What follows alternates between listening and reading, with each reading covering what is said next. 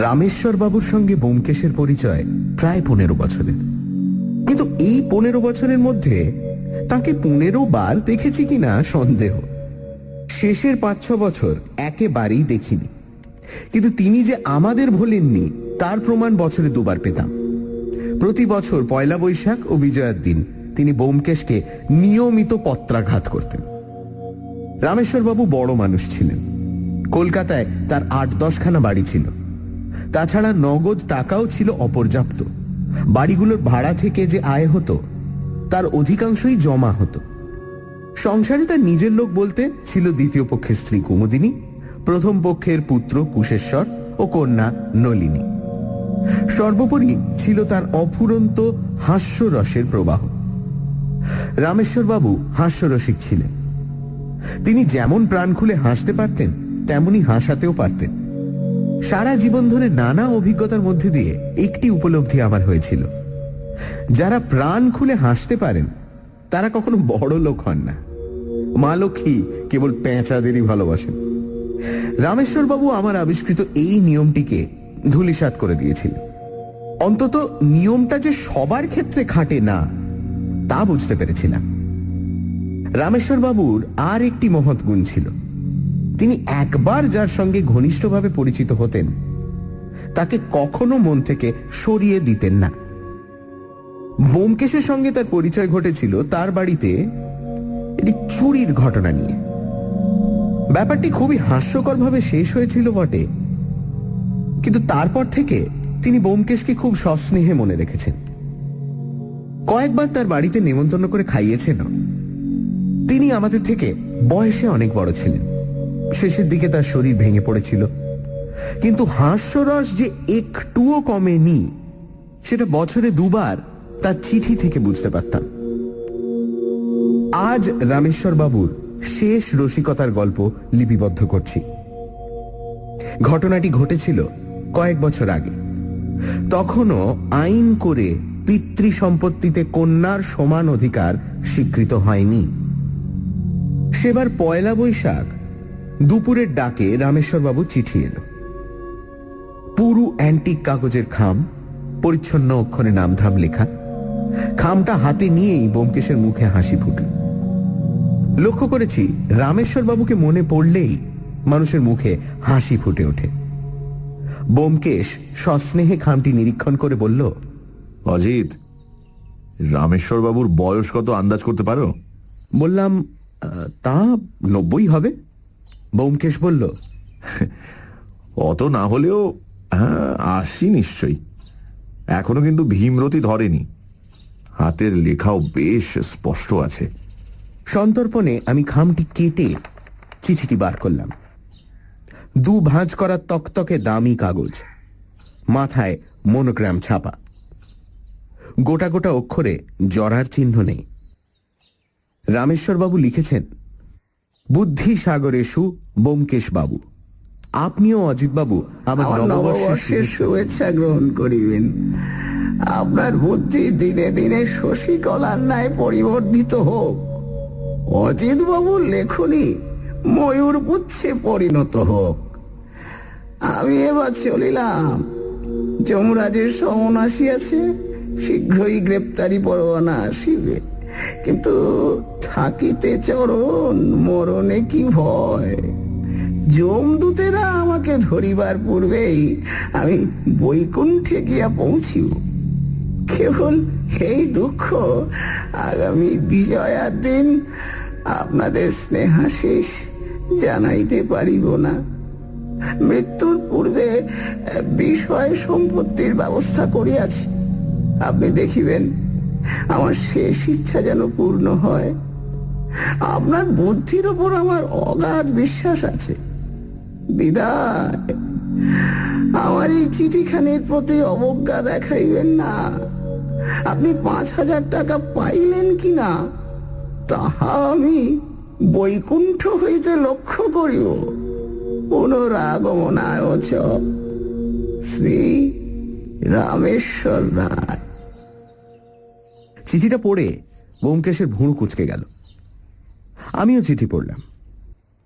নিজের মৃত্যু নিয়ে পরিহাস করা হয়তো তার চরিত্রের গুণ, কিন্তু চিঠির শেষের দিকে যেসব কথা লিখেছেন তার মানে বুঝতে পারলাম না। আমার শেষ ইচ্ছে যেন পূর্ণ হয়। কোন ইচ্ছে? আমরা তো তার কোনো শেষ ইচ্ছের কথা জানি না। চিঠিতে কিছু লেখাও নেই। তারপর 5,000 টাকা পাইলেন কিনা, কোন 5,000 টাকা? এ কি রামেশ্বর বাবুর নতুন ধরনের রসিকতা, নাকি এতদিনে সত্যিই তার ভীমরতি ধরেছে? বোমকেশ হঠাৎ বলল, চলো কাল সকালে রামেশ্বর বাবুকে দেখে আসা যাক। কোন দিন আছেন কোন দিন নেই। বললাম, বেশ চলো। চিঠি পড়ে তোমার কি মনে হয় না যে রামেশ্বর বাবুর ভীমরতি ধরেছে? বোমকেশ খানিক চুপ করে থেকে বলল, পিতামহ ভীষ্মের কি ভীমরতি ধরেছিল? সম্প্রতি বোমকেশ রামায়ণ মহাভারত পড়তে আরম্ভ করেছে। হাতে কাজ না থাকলেই মহাকাব্য নিয়ে বসে। এটা তার বয়সোচিত ধর্মভাব নাকি কাব্য সাহিত্যের মূল অনুসন্ধানের চেষ্টা তা বলতে পারবো না। অন্য মতলবও থাকতে পারে অবশ্য। তবে মাঝে মাঝে তার কথাবার্তায় রামায়ণ মহাভারতের গন্ধ পাওয়া যায়। বললাম, রামেশ্বর বাবু কি পিতামহ ভীষ্ম? খানিকটা সাদৃশ্য আছে, কিন্তু রামায়ণের দশরথের সঙ্গেই সাদৃশ্য বেশি। বললাম, দশরথের তো ভীমরতি ধরেছিল। হয়তো ধরেছিল, সেটা বয়সের দোষে নয়, স্বভাবের দোষে। কিন্তু রামেশ্বর বাবু যদি 100 বছরও বেঁচে থাকেন, ওর ভীমরতি ধরবে না। রামেশ্বর বাবুর পারিবারিক পরিস্থিতি সম্বন্ধে আমাদের জ্ঞান কিন্তু খুবই সীমিত।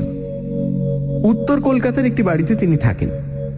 দ্বিতীয় পক্ষের স্ত্রী কুমুদিনীর বয়স এখন বোধ হয় 50-এর বেশি, এবং তিনি নিঃসন্তান। প্রথম পক্ষের পুত্রের নাম সম্ভবত রামেশ্বর বাবু নিজের নামের সঙ্গে মিলিয়েই কুশেশ্বর রেখেছিলেন। কুশেশ্বরের বয়সও 50-এর কম নয়। মাথায় কিছুটা পাকা চুল, কিছুটা টাক।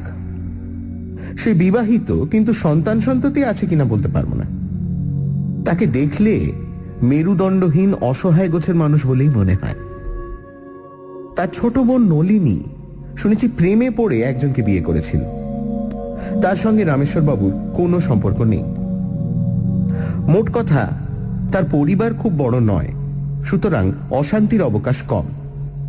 তার অগাধ টাকা, প্রাণে অফুরন্ত হাস্যরস। তবু সন্দেহ হয় তার পারিবারিক জীবন সুখের নয়। পরদিন বেলা 9টার সময় রামেশ্বর বাবুর বাড়িতে উপস্থিত হলাম। বাড়িটা খুব সরু লম্বা গোছের। দরজার সামনে গাড়ি দাঁড়িয়ে আছে। আমরা বন্ধ দরজায় কড়া নাড়লাম। অল্পক্ষণ পরে দরজা খুললেন একটি মহিলা। তিনি বোধহয় অন্য কাউকে আশা করেছিলেন, তাই আমাদের দেখে তার ঝগড়াটে প্রখর চোখ দুটি নরম হল। মাথায় একটু আঁচল টেনে দিয়ে তিনি পাশ ফিরে দাঁড়ালেন এবং মৃদু কণ্ঠে বললেন, কাকে চান? রামেশ্বর বাবুর বাড়ির 2 মহিলার সঙ্গে আলাপ না থাকলেও তাদের দেখেছি। ইনি কুশেশ্বরের স্ত্রী। দৃঢ় গঠিত, বেঁটে মজবুত চেহারা, বয়স আন্দাজ 40। বোমকেশ বলল, আমার নাম বোমকেশ বক্সী, রামেশ্বর বাবুর সঙ্গে দেখা করতে এসেছি। মহিলার চোয়ালের হাড় শক্ত হল। তিনি বোধহয় দরজা থেকেই আমাদের বিদায় করার কথা ভাবছিলেন। এমন সময় সিঁড়িতে জুতোর শব্দ শোনা গেল। মহিলাটি একবার চোখ তুলে সিঁড়ির দিকে তাকালেন এবং তারপর দরজা থেকে সরে গিয়ে পেছনের একটা ঘরে প্রবেশ করলেন। ঘরটি নিশ্চয়ই রান্নাঘর, কারণ সেখান থেকে হাতা খুন্তির শব্দ আসছে। সিঁড়ি দিয়ে 2টি লোক নেমে এলেন। একজন কুশেশ্বর, দ্বিতীয় ব্যক্তি বিলিতি বেশধারী প্রবীণ ডাক্তার। দরজার দিকে এগিয়ে আসতে আসতে ডাক্তার বললেন, উপস্থিত ভয়ের কিছু দেখছি না। যদি দরকার মনে করো ফোন করো।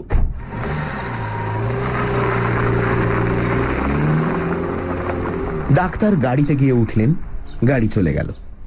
আমরা যে দরজার বাইরে দাঁড়িয়ে আছি, কুশেশ্বর এতক্ষণ তা লক্ষ্য করেনি। এখন ফ্যাল ফ্যাল করে তাকালো। তার টাক একটু বিস্তীর্ণ হয়েছে, অবশিষ্ট চুল আর একটু বেশি পেকেছে। ব্যোমকেশ বলল, আমাদের বোধহয় চিনতে পারছেন না। আমি ব্যোমকেশ বক্সী, আপনার বাবার সঙ্গে দেখা করতে চাই। কুশেশ্বর বিহ্বল হয়ে বলল, ব্যোমকেশ বক্সী? ও হ্যাঁ হ্যাঁ হ্যাঁ হ্যাঁ, চিনেছি বই কি। বাবার শরীর ভালো নয়। কি হয়েছে? কাল রাত্রে হঠাৎ হার্ট অ্যাটাক হয়েছিল, এখন সামলেছেন।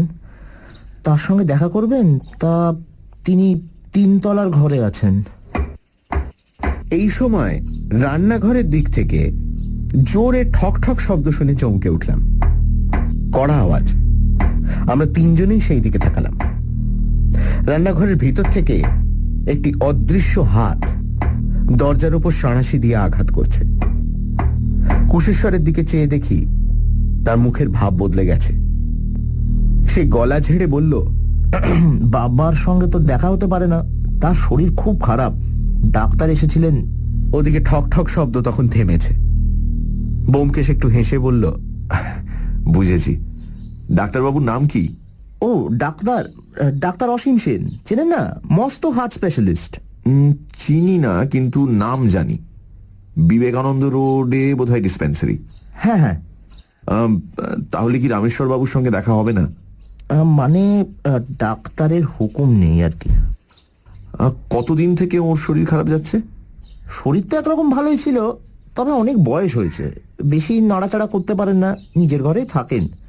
কাল সকালে অনেকগুলো চিঠি লিখলেন, তারপর রাত্রিরে হঠাৎ।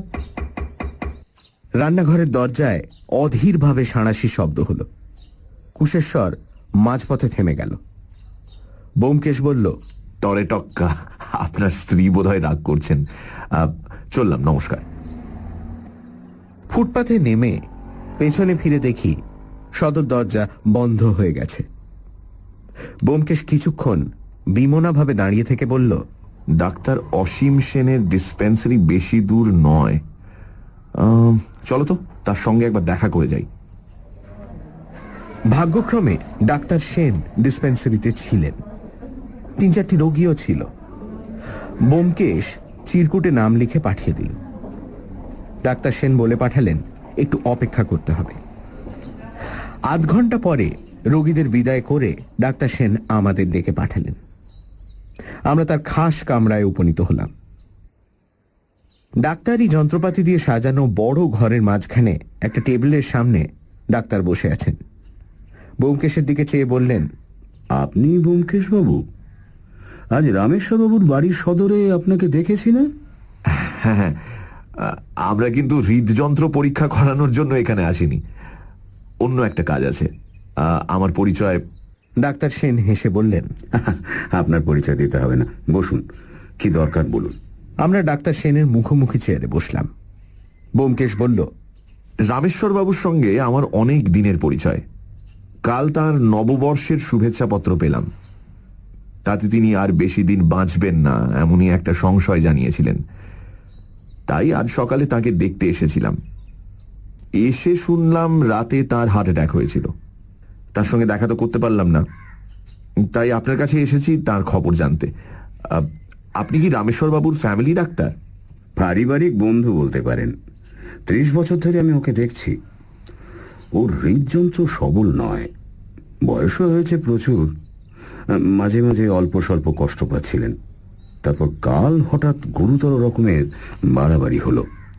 যাই হোক, এখন সামলে গেছেন। ও, মানে উপস্থিত তাহলে মৃত্যুর আশঙ্কা নেই তো? তা বলতে পারি না। এই ধরনের রোগীর কথা কিছুই বলা যায় না। 2 বছর বেঁচে থাকতে পারেন, আবার আজই দ্বিতীয় অ্যাটাক হতে পারে, তখন বাঁচা শক্ত। আচ্ছা ডাক্তারবাবু, আপনার কি মনে হয় রামেশ্বর বাবুর যথারীতি সেবা শুশ্রূষা হচ্ছে কি? ডাক্তার কিছুক্ষণ চেয়ে রইলেন। শেষে ধীরে ধীরে বললেন, আপনি যা ইঙ্গিত করছেন তা আমি বুঝেছি। এরকম ইঙ্গিতের সঙ্গত কারণ আছে কি? আমি রামেশ্বর বাবুকেই চিনি, ওর পরিবারের অন্য কাউকে সেভাবে চিনি না। কিন্তু আজ দেখে শুনে আমার সন্দেহ হলো ওরা বাইরের লোককে রামেশ্বর বাবুর কাছে ঘেঁষতে দিতে চান না। তা ঠিক। আপনি রামেশ্বর বাবুর ফ্যামিলিকে ভালোভাবে চেনেন না, কিন্তু আমি চিনি। আশ্চর্য ফ্যামিলি, কারোর মাথার ঠিক নেই।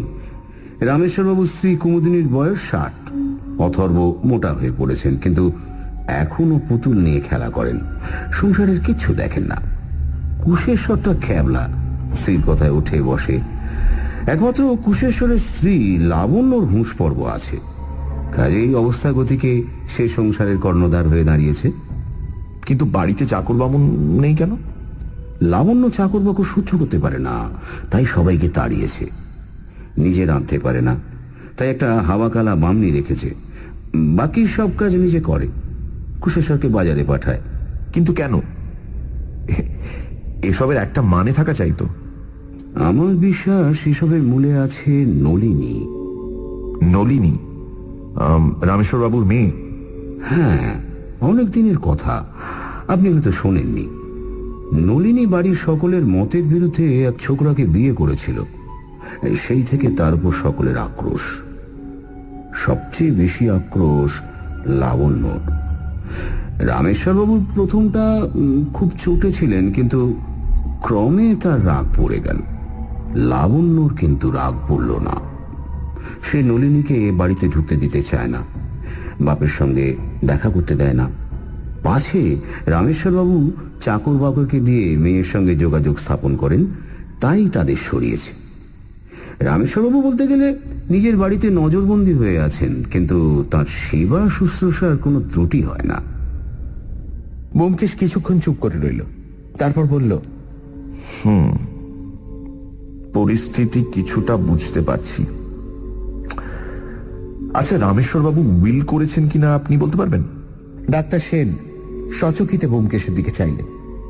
করেছেন। আমার বিশ্বাস তিনি উইল করে নলিনীকে সম্পত্তির অংশ দিয়ে গেছেন। আমি জানতাম না, কাল রাত্রে জানতে পেরেছি। কিরকম? কাল রাত্রি 10টার সময় রামেশ্বরবাবুর হার্ট অ্যাটাক হয়। আমাকে ফোন করল, আমি গেলাম। ঘণ্টাখানেক পরে রামেশ্বরবাবু সামলে উঠলেন। তখন আমি সকলকে খেতে পাঠিয়ে দিলাম।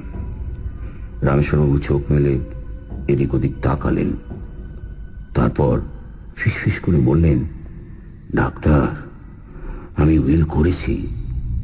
যদি পটল তুলি, নলিনীকে খবর দিও। এই সময় লাবণ্য আবার ঘরে ঢুকলে আর কোনো কথা হলো না। স্পষ্টই বোঝা যায় ওরা রামেশ্বর বাবুকে উইল করতে দিচ্ছে না, পাছে তিনি নলিনীকে সম্পত্তির অংশ লিখে দেন। উনি যদি উইল না করে মারা যান, তাহলে সাধারণ উত্তরাধিকারের নিয়মে ছেলে আর স্ত্রী সম্পত্তি পাবে, মেয়ে কিছুই পাবে না। রামেশ্বর বাবুর বাঁধা উকিলকে? বাঁধা উকিল কেউ আছে বলে তো শুনিনি। ব্যোমকেশ উঠে পড়ল। আপনার অনেক সময় নষ্ট করলাম। ভালো কথা, নলিনীর সাংসারিক অবস্থা কেমন? নেহাত ছাপোষা গেরস্ত।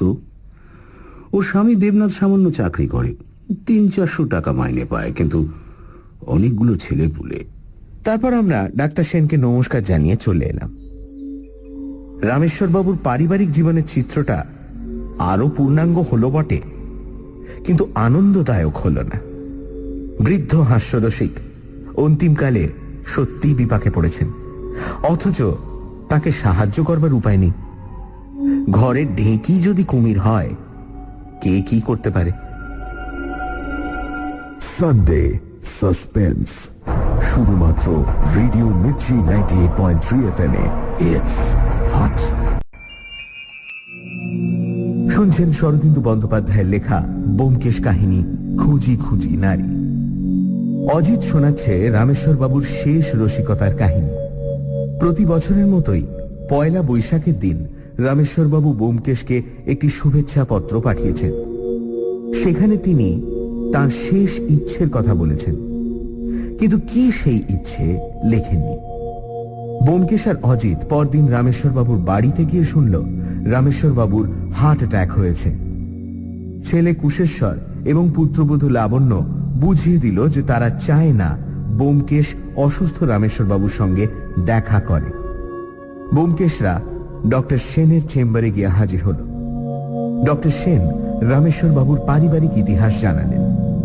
রামেশ্বর বাবুর মেয়ে নলিনী বাড়ির অমতে বিয়ে করেছিল।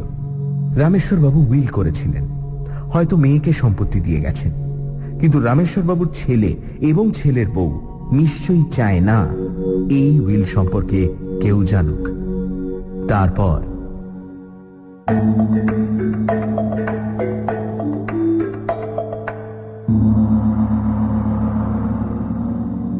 দিন আষ্টেক পরে একদিন দেখলাম সংবাদপত্রের পেছনের দিকের পাতায় এক কোণে রামেশ্বর বাবুর মৃত্যু সংবাদ ছাপা হয়েছে। তিনি বিখ্যাত ব্যক্তি ছিলেন না, কিন্তু তার টাকা ছিল। তাই বোধহয় তার মৃত্যু সংবাদ দৈনিক খবরের কাগজের পাতা পর্যন্ত পৌঁছেছে। ব্যোমকেশ খবরের কাগজে কেবল বিজ্ঞাপন পড়ে, তাই তাকে খবরটা দেখালাম। আজ রামেশ্বরবাবুর নাম উল্লেখে তার মুখে হাসি ফুটল না। সে অনেকক্ষণ চুপ করে বসে রইল। তারপর পাশের ঘরে গিয়ে টেলিফোনে কার সঙ্গে কথা বলল। সে ফিরে আসতে জিজ্ঞেস করলাম, কাকে? সে বলল, ডাক্তার অসীম সেনকে। পরশু রাতে রামেশ্বর বাবুর মৃত্যু হয়েছে। আবার হার্ট অ্যাটাক হয়েছিল। ডাক্তার সেন উপস্থিত ছিলেন, কিন্তু বাঁচাতে পারলেন না। ডাক্তার স্বাভাবিক মৃত্যুর সার্টিফিকেটই দিয়েছেন। জিজ্ঞেস করলাম, তোমার কি সন্দেহ ছিল যে? ঠিক সন্দেহ নয়, তবে কি জানো, এরকম অবস্থায় একটু অসাবধানতা, একটু ইচ্ছাকৃত অবহেলা মারাত্মক হয়ে উঠতে পারে। রামেশ্বরবাবু মারা গেলে ওদের কারুরই লোকসান নেই, বরং সকলেরই লাভ। এখন কথা হচ্ছে, তিনি যদি উইল করে গিয়ে থাকেন এবং তাতে নলিনীকে ভাগ দিয়ে থাকেন, তাহলে সেই উইল কি ওরা রাখবে? পেলেই ছিঁড়ে ফেলে দেবে। সেদিন বিকেলে নলিনী ও তার স্বামী দেবনাথ দেখা করতে এলো। নলিনীর বয়স 40-এর কাছাকাছি। সন্তান সৌভাগ্যের আধিক্যে শরীর কিছু রোগা, কিন্তু তবুও যৌবন একেবারে সম্পূর্ণ মুছে যায়নি। দেবনাথের বয়স আন্দাজ 45। চেহারা এককালে সুশ্রী ছিল।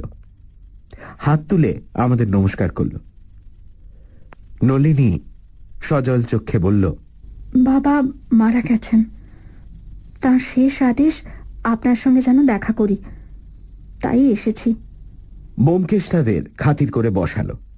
সকলে বসবার পর বলল, একটা কথা বলুন, রামেশ্বরবাবুর শেষ আদেশ কবে পেয়েছেন আপনি? 1 বৈশাখ। এই দেখুন চিঠি। খামের ওপর কলকাতার একটি অপেক্ষাকৃত নিম্নবিত্ত অঞ্চলের ঠিকানা লেখা। চিঠিটি ব্যোমকেশকে যেরকম কাগজে চিঠি লিখেছিলেন সেই রকমই মনোগ্রাম করা কাগজ, কিন্তু আরো সংক্ষিপ্ত। কল্যাণী আসু, তোমরা সকলে আমার নববর্ষের আশীর্বাদ লইও। যদি ভালো মন্দ কিছু হয়, শ্রীযুক্ত ব্যোমকেশ বক্সী মহাশয়ের সঙ্গে দেখা করিও।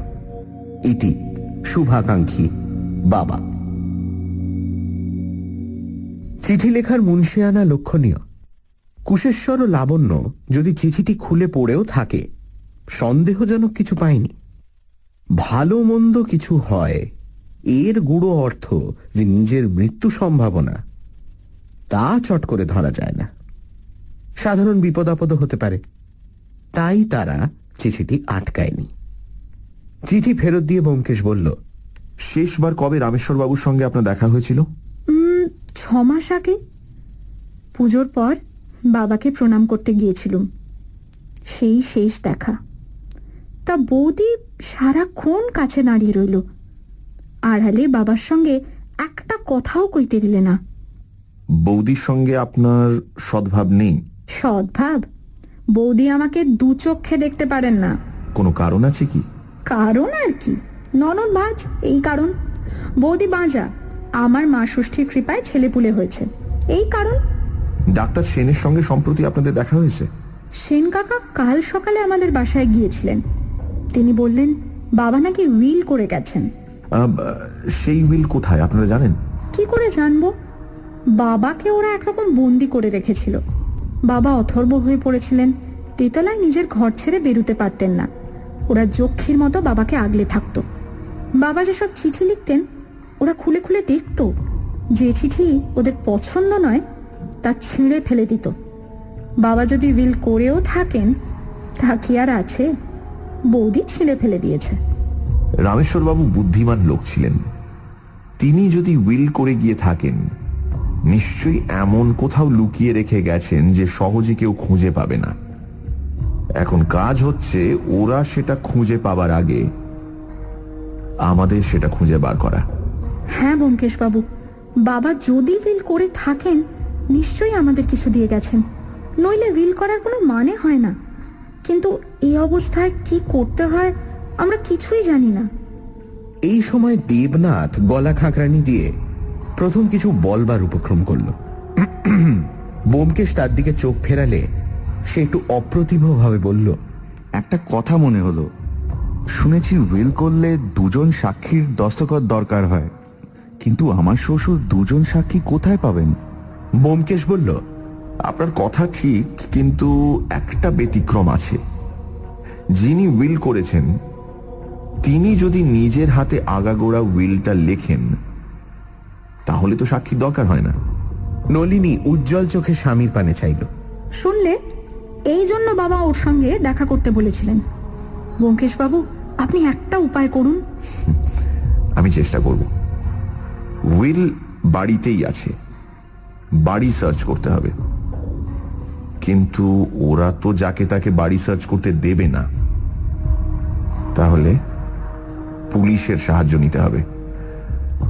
ডাক্তার অসীম সেনকেও দরকার হবে।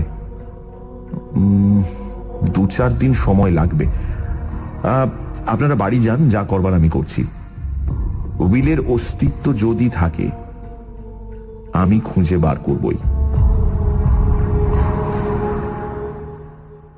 ব্যোমকেশ যখন সরকারি মহলে দেখাশোনা করতে যেত আমাকে সঙ্গে নিত না। আমারও সরকারি অফিসের গোলকধাঁধায় ঘুরে বেড়াতে ভালো লাগতো না। 2 দিন ব্যোমকেশ কোথায় কোথায় বেরিয়েছে তা জানি না। 3য় দিন সন্ধ্যায় বাসায় ফিরে এসে দীর্ঘশ্বাস ফেলে এসে বলল, সব ঠিক হয়ে গেছে। জিজ্ঞেস করলাম, কি ঠিক হয়ে গেছে? খানা তল্লাশের পরোয়ানা পাওয়া গেছে। কাল সকালে পুলিশ সঙ্গে নিয়ে আমরা রামেশ্বর বাবুর বাড়ি সার্চ করতে যাব। পরদিন সকালবেলা আমরা রামেশ্বর বাবুর বাড়িতে উপস্থিত হলাম। সঙ্গে 5-6 জন পুলিশের লোক এবং ইন্সপেক্টর হালদার নামে জনৈক অফিসার। আরে আরে কে আপনারা? আরে আরে বাড়িতে, আরে কুশেশ্বর প্রথমটায় একটু লম্ফঝম্প করেছিল। তার স্ত্রী লাবণ্য আমাদের নয়নবন্যীতে ভস্য করবার চেষ্টা করল, কিন্তু কিছুতেই কিছু হলো না। ইন্সপেক্টর হালদার তাদের এবং বিধবা কুমুদিনীকে একজন পুলিশের জিম্মায় রান্নাঘরে বসিয়ে তল্লাশ আরম্ভ করলেন। 3 তলা বাড়ির কোনো তলাই বাদ দেওয়া হলো না। 2 জন নিচের তলায় তল্লাশি চালালো, 2 জন দোতলায় কুশেশ্বর ও লাবণ্যের ঘরগুলি অনুসন্ধানের ভার নিল, এবং ব্যোমকেশ, ইন্সপেক্টর হালদার ও আমি 3 তলায় গেলাম। রামেশ্বর বাবু 3 তলায় থাকতেন, সুতরাং সেখানেই উইল খুঁজে পাওয়ার সম্ভাবনা বেশি। 2টি ঘর 3 তলায়। ছোট ঘরটি গিন্নি শোয়ার ঘর, বড় ঘরটি একই সঙ্গে রামেশ্বর বাবু শোয়ার ঘর এবং অফিস ঘর। এক পাশে তার খাট, অন্য পাশে টেবিল, চেয়ার, বইয়ের আলমারি প্রভৃতি। এই ঘর থেকে একটি সরু দরজা দিয়ে স্নানের ঘরে যাওয়ার রাস্তা। আমরা তল্লাশি আরম্ভ করলাম। তল্লাশের বিস্তারিত বিবরণের প্রয়োজন নেই। 2টি ঘরের বহু আসবাব, খাট, বিছানা, টেবিল, চেয়ার, আলমারির ভেতর থেকে এক টুকরো কাগজ খুঁজে বার করতে হবে। সুতরাং পুঙ্খানুপুঙ্খ রূপেই তল্লাশি করা হলো। তল্লাশ করতে করতে একটা তথ্য আবিষ্কার করলাম। আমাদের আগে আর এক দফা তল্লাশ হয়ে গেছে। কুশেশ্বর এবং তার স্ত্রী উইলের খোঁজ করেছে। ব্যোমকেশ আমার কথা শুনে বলল, এখন কথা হচ্ছে ওরা খুঁজে পেয়েছে কিনা। সানডে সাসপেন্স, শুধুমাত্র radio Mirchi 98.3 FM A. It's hot. শুনছেন শরদিন্দু বন্দ্যোপাধ্যায়ের লেখা ব্যোমকেশ কাহিনী খুঁজি খুঁজি নারী। রামেশ্বর বাবু মারা গেছেন। তার মেয়ে নলিনী বাবার একটি চিঠি নিয়ে ব্যোমকেশের সঙ্গে দেখা করল। চিঠিতে বাবা নলিনীকে ব্যোমকেশের সঙ্গে দেখা করার আদেশ দিয়েছেন। নলিনী জানালো বৌদির সঙ্গে তার কোনো সদ্ভাব নেই এবং বাবাকে তারা প্রায় একরকম বন্দি করে রেখেছিল। তবে উইল তিনি নিশ্চয়ই একটা করে গেছেন। কয়েকদিন পর ব্যোমকেশরা একটা সার্চ ওয়ারেন্ট নিয়ে রামেশ্বর বাবুর বাড়িতে হাজির হল। 3 তলা বাড়ি তন্ন তন্ন করে খোঁজা হলো, কিন্তু কিছুই পাওয়া গেল না। তল্লাশি করতে গিয়ে এটা বোঝা গেল যে কুশেশ্বর এবং তার স্ত্রী লাবণ্য এর আগে এক প্রস্ত খুঁজেছে। প্রশ্ন হচ্ছে উইলটা ওদের হাতে পড়েছে কিনা। তারপর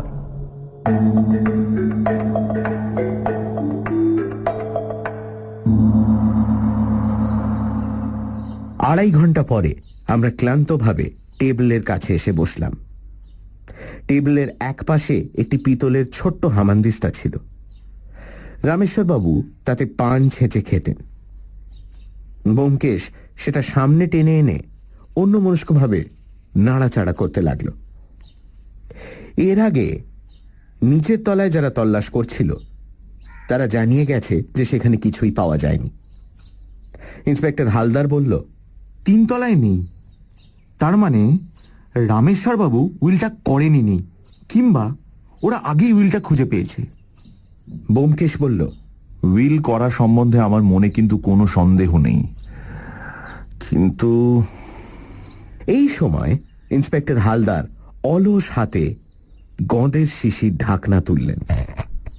টেবিলের ওপর কাগজ, কলম, খাম, পেনকুশন, গঁদের শিশি প্রভৃতি সাজানো ছিল। আমরা আগেই টেবিল ও তার দেরাজগুলি খুঁজে দেখেছি, কিন্তু গঁদের শিশির ঢাকনা খোলার সঙ্গে সঙ্গে একটা ঝাঁঝালো গন্ধ নাকে এসে লাগলো। কাঁচা পেঁয়াজের গন্ধ। ব্যোমকেশ খাড়া হয়ে বসল। কিসের গন্ধ? এটা তো কাঁচা পেঁয়াজ। দেখি। গঁদের শিশি কাছে টেনে নিয়ে সে গভীরভাবে শুকল। শিশি কাত করে দেখল ভেতরে গাঢ় হালকা সাদা পদার্থটি দেখে গঁদের আঠা বলেই মনে হয়, কিন্তু তাতে পেঁয়াজের গন্ধ কেন? পেঁয়াজ কোত্থেকে এলো? গঁদের শিশি হাতে নিয়ে ব্যোমকেশ কিছুক্ষণ নিশ্চল অবস্থায় বসে রইল। নিশ্চলতার অন্তরালে যে প্রচন্ড মানসিক ক্রিয়া চলছে তা তার চোখের তীব্র প্রখর দৃষ্টি থেকেই অনুমান করা যায়। আমি ইন্সপেক্টর হালদারের সঙ্গে দৃষ্টি বিনিময় করলাম। পেঁয়াজ গন্ধি গঁদের শিশির মধ্যে ব্যোমকেশ কোনো রহস্যের সন্ধান পেল নাকি? ইন্সপেক্টর হালদার, দয়া করে একবার কুশেশ্বরের স্ত্রীকে ডেকে আনবেন। অল্পক্ষণ পরে লাবণ্য প্রতি পদক্ষেপে বিদ্রোহ ঘোষণা করতে করতে ঘরে প্রবেশ করল। ব্যোমকেশ দাঁড়িয়ে নিজের চেয়ারটি দেখিয়ে দিয়ে বলল, বসুন, আপনাকে একটা প্রশ্ন করব। লাবণ্য বসল। তার চোয়ালের হাড় শক্ত, চোখে কঠিন সন্দিগ্ধতা। 3 জন অপরিচিত পুরুষ দেখেও তার দৃষ্টি নরম হল না। ব্যোমকেশ প্রশ্ন করল, আপনার শ্বশুর মশাই কি কাঁচা পেঁয়াজ খেতে ভালোবাসতেন? লাবণ্য চমকে ব্যোমকেশের দিকে চাইল। তার মুখের বিদ্রোহ অনেকটা প্রশমিত হল। সে বলল, ভালোবাসতেন না, কিন্তু যাবার কিছুদিন আগে কাঁচা পেঁয়াজের উপর লোভ হয়েছিল। ভীমরতি অবস্থা হয়েছিল, তার উপর একটিও দাঁত ছিল না। হামানদিস্তায় পেঁয়াজ ছেঁচে তাই খেতেন। মৃত্যুর কতদিন আগে পেঁয়াজের বাতিক হয়েছিল? লাবণ্য ভেবে বলল, 10-12 দিন আগে, ওই চৈত্র মাসের শেষের দিকে। ব্যোমকেশ সহাস্যে হাত জোড় করে বলল, ধন্যবাদ। আপনাদের মিছিমিছি কষ্ট দিলাম, সেজন্য ক্ষমা করবেন। অজিত, চলো। ইন্সপেক্টর হালদার, চলুন। এখানে আমাদের কাজ মোটামুটি শেষ হয়ে গেছে। কোথা দিয়ে কেমন করে কাজ শেষ হলো কিছুই বুঝলাম না। আমরা গুটি গুটি বেরিয়ে এলাম। ফুটপাথে নেমে ব্যোমকেশ বলল, ইন্সপেক্টর হালদার, আপনি চলুন আমাদের বাসায়। আপনার সঙ্গীদের আর দরকার হবে না। বাড়ি পৌঁছে সে আমাকে প্রশ্ন করল, অজিত, নববর্ষে রামেশ্বরবাবু আমাকে যে চিঠি লিখেছিলেন সেটা কোথায়? এইদিক ওদিক চেয়ে বললাম, আমি তো সে চিঠি আর দেখিনি। এইখানেই কোথাও আছে, যাবে কোথায়? আমাদের ব্যক্তিগত চিঠির কোনো ফাইল নেই। চিঠি পড়া হয়ে গেলে কিছুদিন যত্রতত্র পড়ে থাকে, তারপর পুটিরাম ঝাঁট দিয়ে ফেলে দেয়। ব্যোমকেশ অত্যন্ত বিচলিত হয়ে বলল, দেখো দেখো, আরে খুঁজে দেখো, চিঠিখানা ভীষণ জরুরি। রামেশ্বর বাবু তাতে লিখেছিলেন, আমার এই চিঠিখানির প্রতি অবজ্ঞা দেখাইবেন না। তখন ওই কথার মানে বুঝিনি আমি। ইন্সপেক্টর হালদার বললেন, কিন্তু কথাটা কি? ও চিঠিখানা হঠাৎ এত জরুরি হয়ে উঠল কি করে? বুঝতে পারলেন না? ওই চিঠিখানাই রামেশ্বর বাবুর উইল। সে কি? হ্যাঁ, আজ গদের শিশিতে পেঁয়াজের রস দেখে বুঝতে পারলাম। রামেশ্বর বাবু অদৃশ্য কালি দিয়ে উইল লিখে আমাকে পাঠিয়েছিলেন। কিন্তু অদৃশ্য কালি? পরে বলবো। অজিত, এই চারিদিকে ভালো করে খুঁজে দেখো। পুঠিরামকে ডাকো। পুঠিরাম, ওই পুঠিরাম। ওই চিঠি যদি না পাওয়া যায়, নলিনী আর দেবনাথের সর্বনাশ হয়ে যাবে। ভালো করে খুঁজে দেখো। পুটিরামকে ডাকা হলো। সেই কিছু বলতে পারল না। ব্যোমকেশ মাথায় হাত দিয়ে বসল। তারপর ফ্যাকাশে মুখ তুলে বলল, থামো থামো, বাইরে খুঁজলে হবে না, মনের মধ্যে খুঁজতে হবে। ইজি চেয়ারে পা ছড়িয়ে শুয়ে সে সিগারেট ধরাল। কড়িকাঠের দিকে চেয়ে ঘন ঘন ধোঁয়া ছাড়তে লাগলো। আমরাও সিগারেট ধরালাম।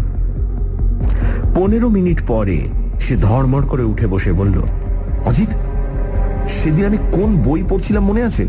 বললাম, কবে, কোন দিন? আরে বাবা, যেদিন রামেশ্বর বাবু চিঠিখানা এলো, পয়লা বৈশাখ বিকেল বেলা, মনে নেই? মনের পটে সেদিনের দৃশ্যটি আঁকবার চেষ্টা করলাম। পোস্টম্যান দরজায় ঠকঠক শব্দ করল।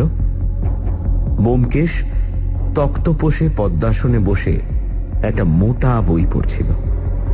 কালী সিংহের মহাভারত না হেমচন্দ্রের রামায়ণ? ব্যোমকেশ বলে উঠল, মহাভারত, মহাভারত দ্বিতীয় খণ্ড, পিতামহ ভীষ্মের কথা উঠলো। আরে বাবা, মনে নেই? ছুটে গিয়ে শেলফ থেকে মহাভারতের দ্বিতীয় খণ্ড বার করলাম। পাতা খুলতেই খাম সমেত রামেশ্বর বাবুর চিঠি বেরিয়ে পড়ল। ব্যোমকেশ উল্লাসে চিৎকার করে উঠল, পাওয়া গেছে, পাওয়া গেছে! পুটিরাম, একটা আংটায় কয়লার আগুন তৈরি করে নিয়ে এসো। ব্যোমকেশের টেলিফোন পেয়ে ডাক্তার অসীম সেন এসেছেন নলিনী ও দেবনাথকে সঙ্গে নিয়ে। ঘরের মেঝে আগুনের আংটা ঘরের বাতাবরণকে আরো উত্তপ্ত করে তুলেছে। ব্যোমকেশ চিঠিখানা সযত্নে হাতে ধরে বলতে আরম্ভ করল, রামেশ্বর বাবু হাস্যরসিক ছিলেন, তার উপর মহাবুদ্ধিমানও, কিন্তু তার শরীর অসমর্থ হয়ে পড়েছিল। স্বাধীনভাবে কাজ করার ক্ষমতা তার ছিল না। তিনি ছেলে আর পুত্রবধূর হাতের পুতুল হয়ে পড়েছিলেন। তিনি যখন বুঝতে পারলেন যে তার আয়ু ফুরিয়ে আসছে, তখন তার ইচ্ছে হলো মেয়েকেও কিছু ভাগ দিয়ে যাবেন। কিন্তু মেয়েকে সম্পত্তির ভাগ দিতে গেলে উইল করতে হয়। বর্তমান আইন অনুসারে মেয়ের পিতৃ সম্পত্তির ওপর কোনো স্বাভাবিক দাবি নেই। রামেশ্বরবাবু স্থির করলেন তিনি উইল করবেন। কিন্তু শুধু উইল করলেই তো হলো না, তার মৃত্যুর পর উইল যে বিদ্যমান থাকবে তার স্থিরতা কি? কুশেশ্বর আর লাবণ্য সম্পত্তির ভাগ নলিনীকে দেবে না। তারা নলিনীকে দুচক্ষে দেখতে পারে না।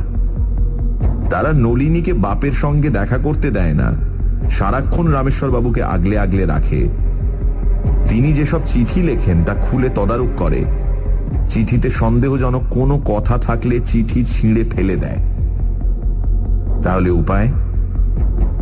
রামেশ্বর বাবু বুদ্ধি খেলিয়ে উপায় বার করলেন নিজেই। সকলে জানে না, পেঁয়াজের রস দিয়ে চিঠি লিখলে কাগজের উপর দাগ পড়ে না, লেখা অদৃশ্য হয়ে যায়। কিন্তু ওই অদৃশ্য লেখা ফুটিয়ে তোলবার উপায় আছে, খুব সহজ উপায়। সেটা কাগজটা আগুনে তাতালেই অদৃশ্য লেখা ফুটে ওঠে। আমি যখন স্কুলে পড়তাম তখন ম্যাজিক দেখানোর শখ ছিল। অনেকবার সহপাঠীদের এই ম্যাজিক দেখিয়েছি আমি। রামেশ্বর বাবু এই ম্যাজিক জানতেন। তিনি আবদার ধরলেন কাঁচা পেঁয়াজ খাবেন। তার ছেলে বউ ভাবল ভীমরতির খেয়াল, আপত্তি করল না। রামেশ্বর বাবু হামানদিস্তায় পান ছেঁচে খেতেন। তার পান খাওয়ার শখ ছিল, কিন্তু দাঁত ছিল না। পেঁয়াজ হাতে পেয়ে তিনি হামানদিস্তায় থেঁতো করলেন, গঁদের শিশি থেকে গঁদ ফেলে দিয়ে তাতে পেঁয়াজের রস সঞ্চয় করে রাখলেন। কেউ জানতে পারল না। তার প্রাণে হাস্যরস ছিল। এই কাজ করবার সময় তিনি নিশ্চয়ই মনে মনে খুব হেসেছিলেন। পয়লা বৈশাখ তিনি তার ঘনিষ্ঠ ব্যক্তিদের শুভেচ্ছা জানিয়ে চিঠি লিখতেন। এবার নতুন বছর আসছে দেখে তিনি চিঠি লিখতে আরম্ভ করলেন। আমাকে প্রতি বছর চিঠি লেখেন, এবারও লিখলেন। তারপর চিঠির উল্টো পিঠে অদৃশ্য পেঁয়াজের রস দিয়ে উইল লিখলেন।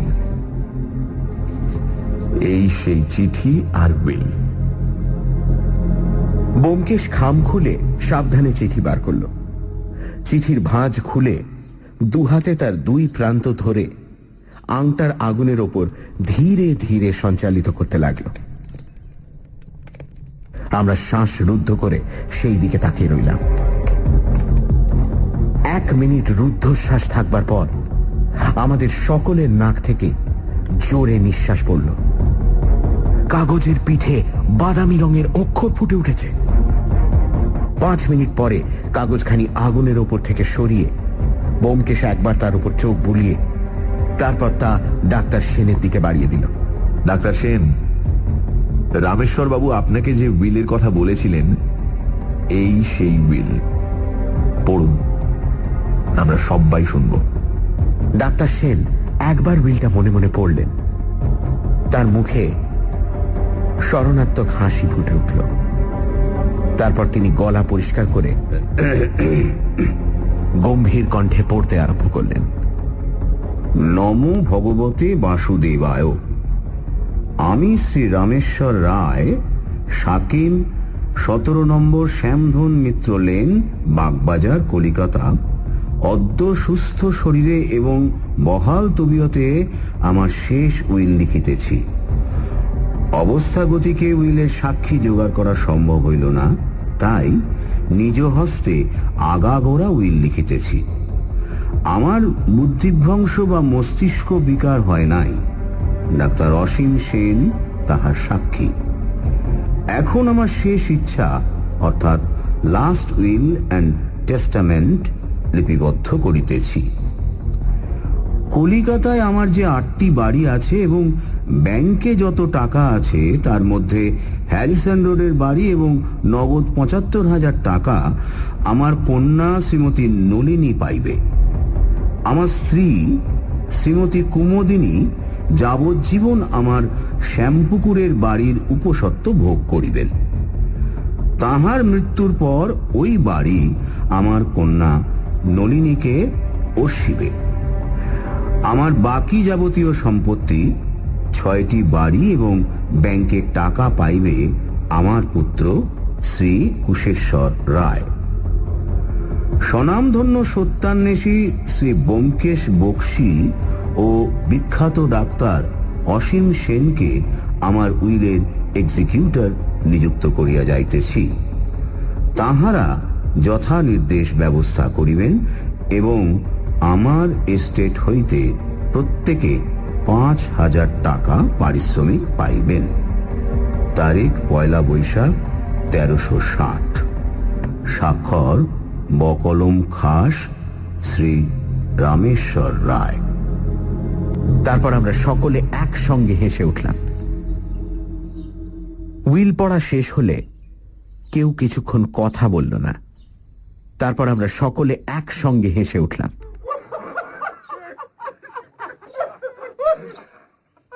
নলিনীর চোখে জল।